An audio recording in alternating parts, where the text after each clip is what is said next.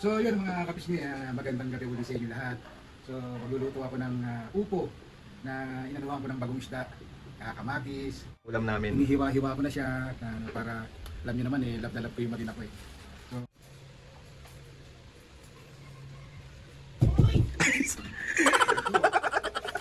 Sinara ko yung pinto pa. Nilag ko. Kain na. Let's go, let's go, let's go.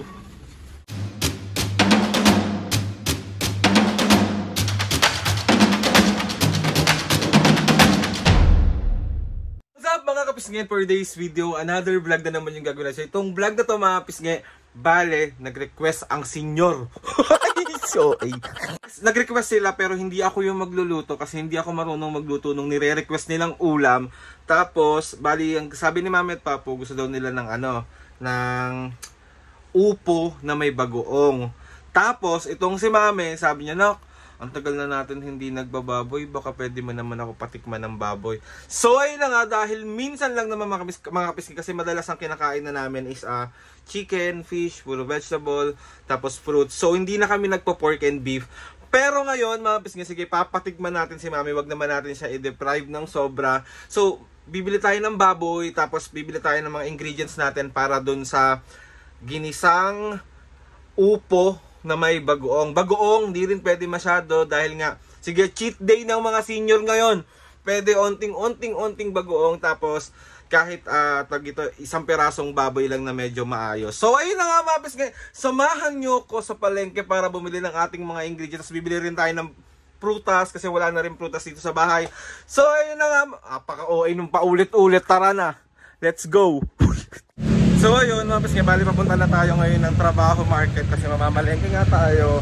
Tapos hindi ko pa nabanggit kanina, si Papo yung magluluto ng ulam na panghapunan namin. So let's go. Huwag nyo na masyadong pansinin yung itsura ko kasi tinatamad talaga ako mag-ahit. Ganito talaga kapag walang nag-aalaga. Ay mo! Tapatan po. Isa lang. Hindi na ako magbibita ng tigo, wala na. Isa lang po kuya. Ayan, gusto daw ni Papo na ito. At isa po ng boneless.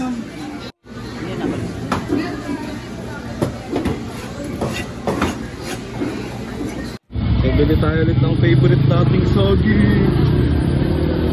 Kaya kalahati po. Saging. So wala na rin tayong itlog, kaya bibili tayo ngayon ng itlog kasi naubusan tayo ng itlog. Hindi pwedeng mawala ang itlog sa bahay. Kaya ng itlog.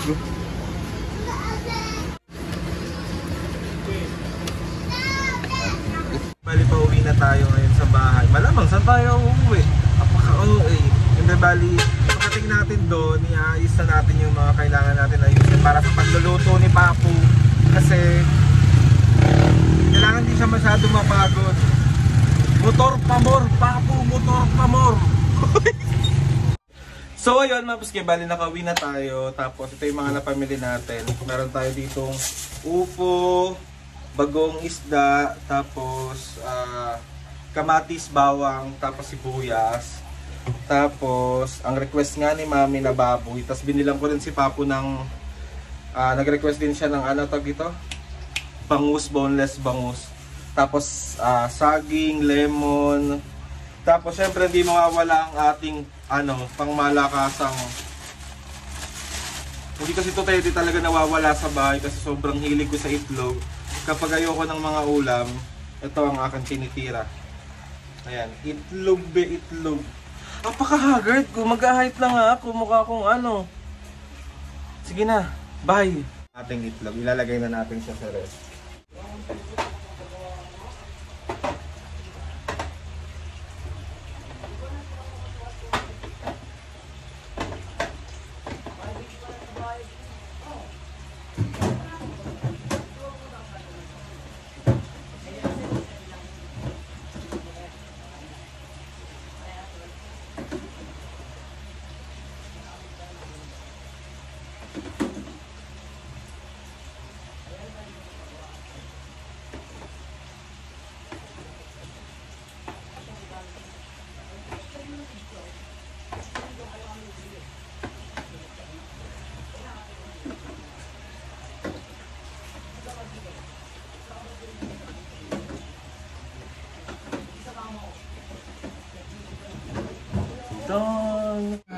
kapisngi, magandang gabi ulit sa inyo lahat. So, magluluto ako ng upo na inanuhan ko ng bagong isda, kamatis. Yun, pakita mo. So, dinurog ko na yung kamatis Ayan siya, mga kapisngi, sa bagong isda na lagyan ng konting sabaw para pakuluan siya. Yun. Tapos talagyan natin ng isang sahog na bangus. Kaya pala yung inuna niyang iprito yung bangus tsaka yung baboy. So ito, ayan, papakuluan lang natin yan. So, paghintay-hintay lang kayo, kakain na tayo. So ito yung upo niya. Yan yung ulam namin. Hinihiwa-hiwa ko na siya para, alam nyo naman love na love ko yung mag-ina ko So, kailangan sarapan natin. Samahan nyo kami mga kapisngi. Siguro naman pwede nyo rin gayahin ito kung ano ba ang magiging resulta ng lasa ng mga Yan. Ayan siya mga kapisngi. So ito, pakukuluan natin ito together with kaprasong bangus. Ayan. So, ngayon ito na, labanot na yung mga kamatis niya. Ito nga pala yung ginamit kong bagong isda na Pangasinan. Na boneless na siya. Yun ang ginagawa kong pantimpla rito. So ito, medyo lapnos na yung mga kamatis natin. So pwede na natin ihulog yung yung pinaka upo. Upo, ayan. So ayan. Medyo masarap to, sigurado. Taob na naman ang rice cooker namin yan, sigurado. So papakuluin lang yan, hihintayin lang lumambot yung upo, siyempre, pag luto na yung upo. Ay, nasabi mo ba kung ano mga ingredients na pinaghalo-halo mo kanina? Ano lang, yung bagong isda, nilagyan ko ng, nilagay ko sa isang tasa. Tapos nag-uusap ko ng bagong isda. So, tinamplahan ko siya ng tubig. So, tinikman ko kung tama lang yung alat niya, yung sa dami ng sabaw na. Tapos kamatis. Kamatis lang. Sibuyas. Hindi Kamatis lang pala. Iba itong luto kasi to, hindi naman to mga ginisang Yung mga ginigisang mga dinding, ganyan, nilalagyan ng mga yun. Pero ito hindi. Bagong at kamatis lang yan. Okay. Tatalo na. Tapos merong kaprasong sahog. Pag luto na siya, nalagay mo siya sa ibabaw. Magandang tignan, di ba? Isang piraso lang. Para lang, panlasa lang siya. Yan. So, ayun na nga mga pisngi, ganun lang magluto si Papo. Hindi pala siya ginisa. So, pala siya, upo na may bagoong. Para siyang pakbet ng Ilocano. Kaso ito upo. Yun ang ginagamit, yung bagong isda. Yung iba naman kasi, yung alamang ang ginagamit nilang pangisa. Yun ang hinahalo sa, kung tawagin, dininding tsaka sinahig. Di ba? So ayun na nga mga pisngi, wait lang natin to. Tapos papakita ko sa inyo siya ulit mamaya kapag luto na siya. Tapos ako yung mag-ready na ng ating pagkain kasi si Mami ay nababaliw na. Gutom na siya. So, takpan muna natin. Yan, takpan muna. Para maluto, paalam mo ng sandali. So ayan mga pisngi, bali nakahain na ako. Nandiyan na rin yung mga gamot nila Mami. Tapos mayroon kami tag-iisang saging. So ayan na. Ayan na, perfect. So tawagin na natin si Mami Papo. Mander. Kakain na. Tara na. Oo nga. Tara na. Sungit mo naman. Gutom na ako eh. Paano yung mukha ng gutom? Gutom na. Tara na. Dali.